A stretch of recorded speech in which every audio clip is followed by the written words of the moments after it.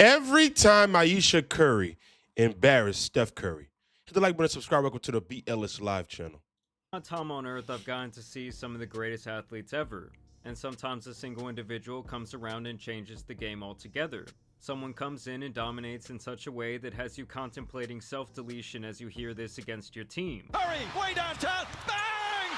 Bang! Steph Curry, the greatest three-point shooter of all time. I hate to say it, but he, Kevin Durant, and the Golden State Warriors are the sole reason I checked out on the NBA back in around 2018. That is simply how dominant they were. And I don't know if it's just like a light-skin thing, as if they are required to go through a humiliation ritual to obtain their powers. But I liken Steph to both Patrick Mahomes and Will Smith.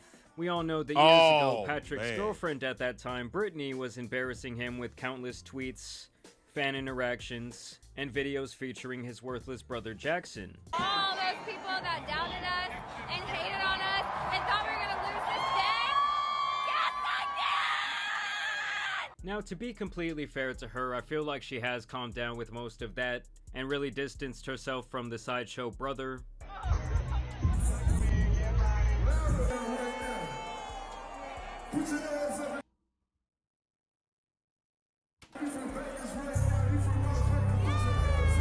And as for my guy Will, y'all know his legacy was tarnished because his wife loves to emasculate him every chance she gets. Would you say she has been instrumental in you and I redefining our relationship? I would say don't just start filming me without asking me Oh my goodness. if you could film me. Astaire, come help us again, please. I'm still dealing with foolishness. And we have also talked in the past how Steph's wife Ayesha is yet another one of these women who does this exact same thing. I think the downfall really began the night of June 16th, 2016, when LeBron would score 41 points, evening up the NBA Finals at 3 games apiece, before eventually coming back in historic fashion from being It's all down LeBron's 3-1 fault, to isn't it? Steph Curry and the Warriors. Following that night, Ayesha would tweet that the NBA was rigged, and that she had just witnessed it with her own 2 eyes. To me, this was the first sign that she was beyond willing to speak her mind, no matter what the cost and how it could affect her husband and his career. Keep in mind, Steph has always kept his head down and his nose clean. Like, I'm talking about absolutely no scandals on or off the court, while also pocketing a cool $1 billion along the way. And I feel like What the when hell Steph are you was doing? court, while also pocketing a cool $1 billion along the way. And I feel like when Steph was first going off, really making a name for himself, everyone loved his family, he was bringing out the baby to the press conference, the wife was doing the cooking show, but it was simply not enough for Ayesha, and over time it's really just gotten She more ain't and more. fulfilled. She thought she was going to be the main attraction of their relationship. She didn't expect Steph Curry to be the greatest shooter of all time and a top 10 hooper of all time.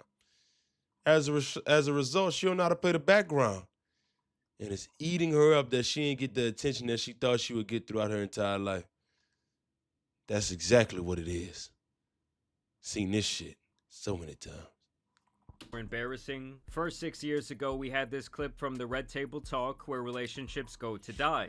Ayesha went on there with the Sith Lord herself, and also Steph's mother of all people, and she had this to say about yearning for attention from other men. Because there are women out there constantly thirsting over her husband, and she wanted some of that same lust. Something that really bothers me and like honestly has given me a sense of a little bit of an insecurity is the fact that, yeah, like there are all these women like throwing themselves, but me, like the past 10 years, like I don't have any of that. Like I have zero, this sounds weird, but like male attention. And so That man worth $1 billion, man. She never have to lift her finger again in her life if she don't want to.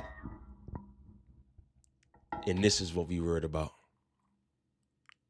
and like I begin to internalize it, and I'm like, is something wrong with me? You're Like, not looking. what? You're not Like, looking. You're not even. But I'm gonna tell you something. Now, her saying all that while Curry's mom is sitting right next to her is downright insane to me.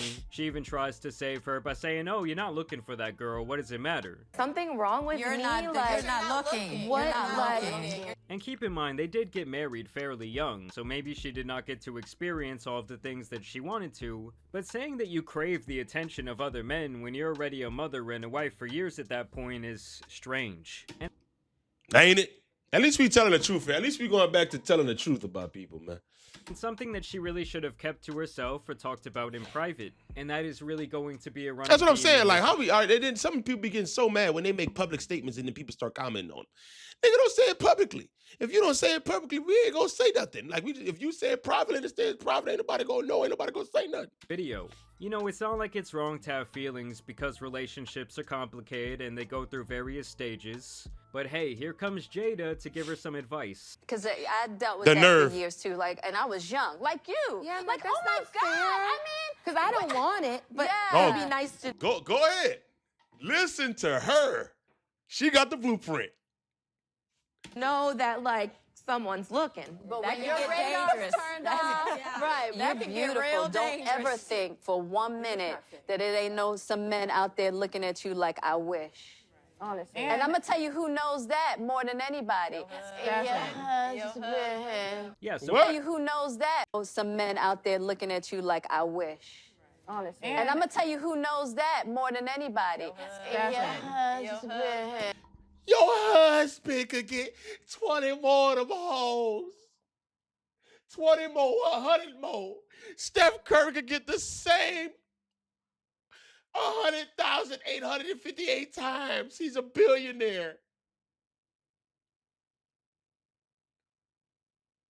Y'all are disgusting with some of this rhetoric, man. No funny. And it gotta be our women. Our women are the only women making these damn comments. I'm sick. yeah, so Curry's mom even tells her like this is a dangerous line to walk. But That when can your get radar's dangerous. turned Now, the next instance of embarrassment would occur on yet another daytime talk show, The Real. This clip does go viral time and time again because of what happens after they bring out this old up shirtless dude named Marcel. Marcel.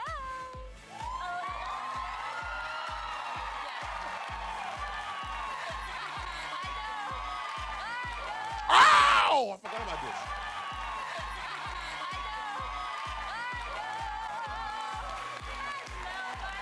Now, the hand gesture there is just absolutely diabolical, and I get that she's like joking, but if the tables turned and Steph was doing this, Thank you. Yo, Jamari, why you in your bag this video, bro? Why you in your bag this video? same thing around some cocktail waitress on a podcast, I think that both women and men would think that that shit is pretty wild. And it's funny how it's always another woman on the show who immediately sees what she's doing as crazy and tries to get her to stop. And during this same interview, she would also go on to put Steph's love for feet on display. Yes, I'm serious. This is gonna turn into a whole other thing, but my husband really loves my feet. Oh, I love that. And so, like, the light was hitting him just right that day. And so I was like, let me just snap this photo and send him a picture of my feet.